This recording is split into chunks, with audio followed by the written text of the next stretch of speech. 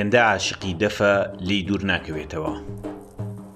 یەکێک لە کچە دەفژەنە ناسراوەکانی سنەی ڕۆژهەڵاتی کوردستانە.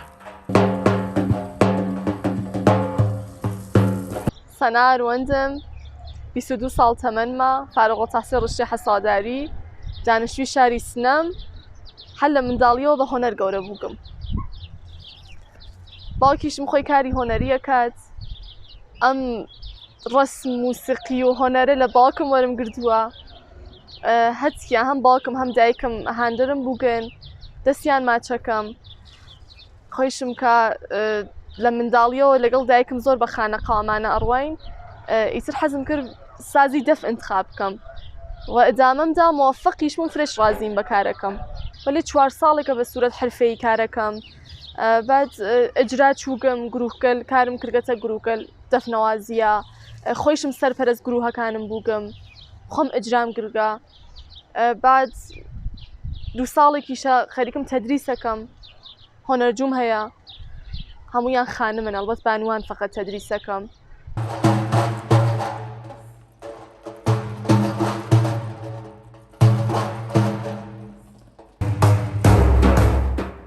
هەموو ڕۆژێک ئەمە بەشێکە لە بەرنامەی ژیانی. شارەزاییەکەی بۆ پێگەیاندنیش بەکارهێناوە.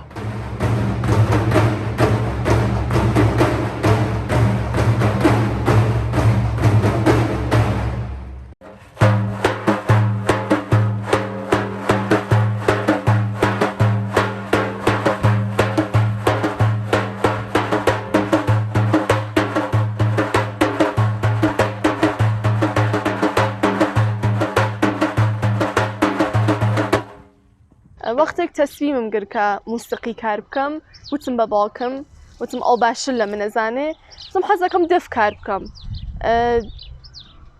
میگن 2 تا ساز خەتەرناکێ، یەکی دەفێ یەکی نەی. نەی به خاطر اینکه شبیه نای ماست، دف به خاطر اینکه از پوست درست شده. چو به دف میزنی، چو از نای صدا در میاری، درست میتونه آدمو تکون بده.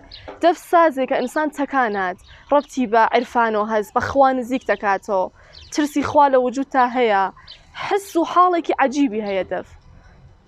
زۆر تایبەتە.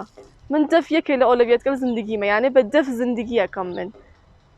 فرەتر لە ڕیتمگەل جەهانی ئەسفادەم کردگە، وەک ریتم 2-4 هەڵگرتن خۆمان، وەک ریتم 6-6 و ئەمانە حەزم کردگە ئەسفادە بکەم. فرەتر بە سوورەت خانەقایی کارم نەکردگە، حەزەکەم ئۆرکستری کار بکەم بە سوورەتی حرفەیی.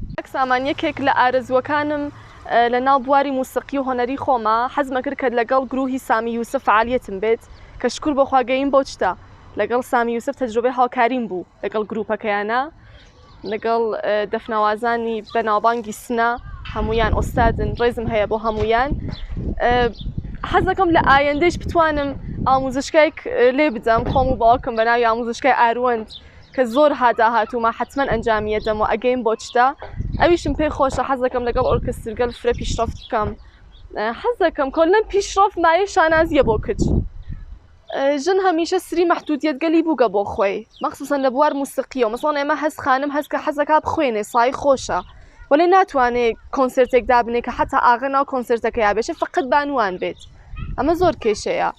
مەسەڵەن کچ سری مەحدودیەتگەلی هەست، ئیسە چە خانەوادگی بێ، چە حراسەتی بێ، هەر شتێک بێ، سری مەحدودیەتگەل هەست کە ئینشەڵڵا ڕۆژێک بێ ئەم مەحدودیەتگەلە نەمێنێ بۆ خانم و بتانێ بە ڕاحەتی بگێ بە توا و هەست و ئارەزوەکانی. سەنا خەونی زۆرە.